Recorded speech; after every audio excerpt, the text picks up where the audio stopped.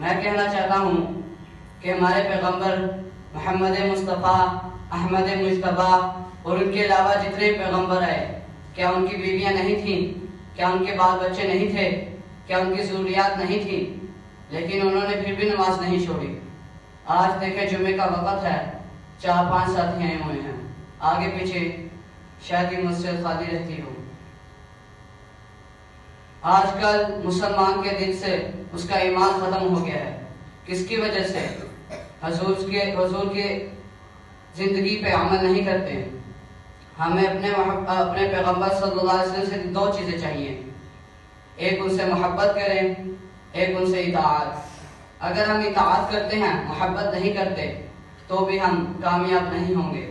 اگر ہم صرف محبت کرتے ہیں، اطاعت نہیں کرتے، تو بھی ہم کامیاب نہیں ہوں گے۔ محبت تو حضرت ابو طالب بھی کرتے تھے، آپ صلی اللہ علیہ وسلم کے چچا جان تھے۔